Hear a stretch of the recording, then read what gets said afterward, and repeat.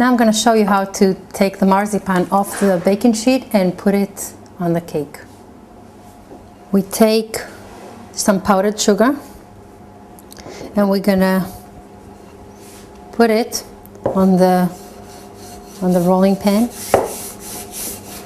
Shouldn't see the powdered sugar. Just make it so the marzipan won't stick to it.